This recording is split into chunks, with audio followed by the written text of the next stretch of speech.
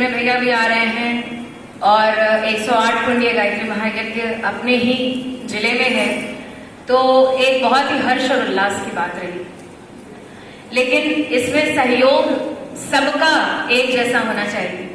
पुरुषों ने तो बहुत उत्साह के साथ सब आए, मिले, युवा लोग भी आए, लेकिन नारियां क्यों पीछे हैं भाई? नारियों को पीछे नहीं रहना है।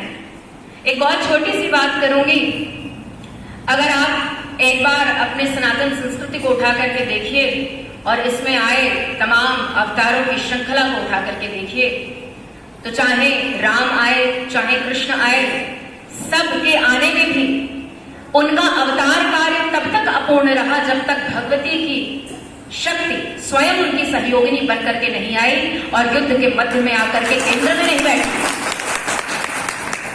भगवती सीता जन्मी, जनक की पुत्री के रूप में पली बढ़ी और उसके बाद से राम जी से विवाहित होकर के जब वो वनवास के लिए उनके साथ निकली, तो जब रावण हरण करता है तो क्या ये एक अबला स्त्री का हरण था क्या? नहीं, उन्होंने स्वयं उस रचना को, पूरी की पूरी युद्ध की रचना को वो किया और जाकर के केंद्र में बैठ गई, स्वयं उस पापी दुराचारी के घर में जाकर के बैठ गई और राम को यह सौभाग्य दिया कि वो इस मानव जीवन में आकर के भी विष्णु के अवतार होने की भूमिका को निभा सके। अवतार तत्व को भी जो शक्ति दे दे, अवतार तत्व को भी जो अवतार बनने की उसकी संकल्पना को सिद्ध कर दे, वो नारी शक्ति है। तो मैं तो अपील करूंगी कि जितनी भी नारी शक्ति यहाँ पर बैठी है, आप सभी लोग इसमें बढ़ चढ़ करके अपना योगदान दीजिए। कृष्ण है, तब भी आप देखिए द्रौपदी ने तमाम अपना अपमान सहे, लेकिन उसके बाद भी वो युद्ध के केंद्र में बैठी और उसके कारण लोग कहते हैं कि युद्ध हुआ, लेकिन उसके बाद भी धर्म की स्थापना और श्री कृष्ण की जो संकल्पना थी कि धर्म ही जय होगा, बार बार जय होगा, उसके लिए अनेक बार मैं आऊंगा, इस संकल्पना को अगर भगवान के किसी ने सिद्ध किया तो एक भगवती की शक्ति ने ही सिद्ध किया, नारी तत्व ने ही सिद्ध किया।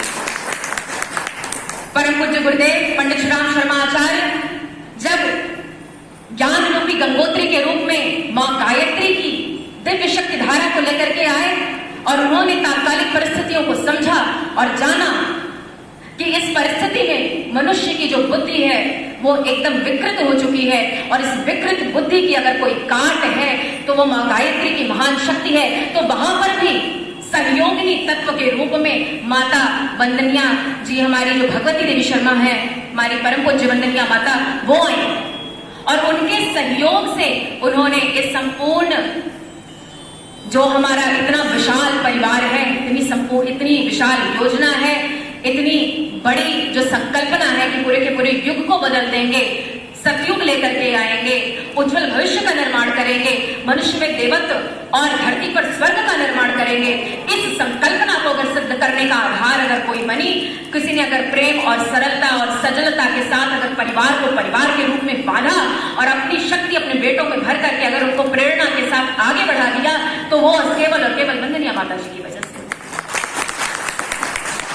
आप और हम इस यज्ञ में हैं और दोनों पाए बराबर होने चाहिए, दोनों चक्के बराबर होने चाहिए, तभी गाड़ी हमारी व्यवस्थित रूप से चलेगी। मैं जितने भी यहाँ पर माताएं बैठी हैं, जितनी भी बहनें बैठी हैं, जितनी भी बेटियां बैठी हैं, आप सबसे नम्र निवेदन करती हूँ कि अंशदान हम जितना कर पाए, कम से कम समय दान तो करें। अरे युग देवता स्वयं अवतरित है, अवतार का कार्य होने जा रहा है। बाल गोपाल ने ये नहीं सोचा कि मेरी लाठी में कितनी जान है, कब टूट जाए नहीं पता। श्री कृष्ण ने तो सिर्फ उंगली लगाई है, भार तो मेरी लाठी पे ही आएगा, लेकिन उन्होंने देखा नहीं, दौड़ करके अपने कान्हा की मदद में तुरंत जुट गए। पांडवों को यह नहीं पता था कि उनके गांडीव में कितनी शक्ति है, लेकिन वो तुरंत जुट गए। उनको पता था कि श्री कृष्ण आगे बैठे हुए हैं, सारथी के रूप में भगवान का काम है, इसने कह दिया, इसने दिखा दिया, इसने समझा दिया, तो मुझे चलना ही चलना है, बाकी ये जाने। तो हम सबको भी इसके लिए तत्पर होना पड़ेगा। और जितनी भी माताएं हैं, कम से कम आप लोग जिस भी गली मोहल्ले से हैं, जिस भी जगह से हैं, क्योंकि प्रचार के लिए हमारी टीम है, आप अपने मोहल्ले में बुलाइए।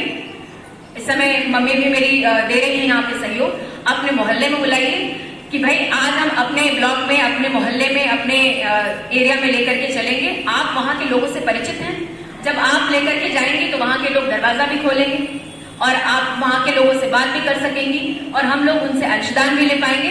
समय दान तो दे सकते हैं कि नहीं दे सकते हम लोग? नारी शक्ति इतनी सशक्त तो होनी चाहिए कम से कम। अभी महिला रिजर्वेशन बिल पास हुआ है और हम लोगों को जब संसद में अधिकार मिल रहा है तो ये अधिकार लेने के लिए कम से कम नेतृत्व की क्षमता तो हमारे अंदर आनी चाहिए ना।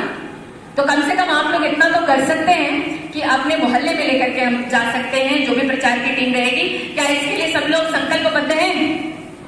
एक एक दिन आप लोग को समय देना होगा, 1 दिन 2 दिन जिसके भी मोहल्ले में प्रचार की टीम जाएगी आपको पूरा सहयोग देना होगा। इतना तो कर सकते हैं। करेंगे कि नहीं करेंगे? बोलिए। नारी शक्ति जिंदाबाद।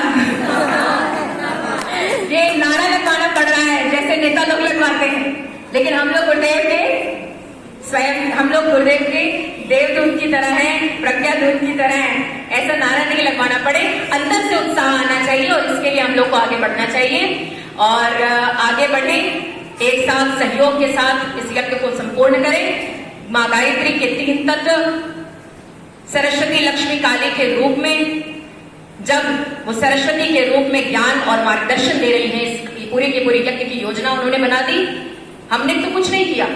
और जब श्री तत्व के रूप में इतने लोगों से अनुदान निकलवा ले रही हैं, तो फिर दुर्गा तत्व के रूप में, काली तत्व के रूप में समस्त विघ्नों को दूर करते हुए निरंकुश रूप से इस यज्ञ को संपूर्ण भी वही करा देंगी, हम लोग का संपूर्ण विश्वास है। ओम शांति।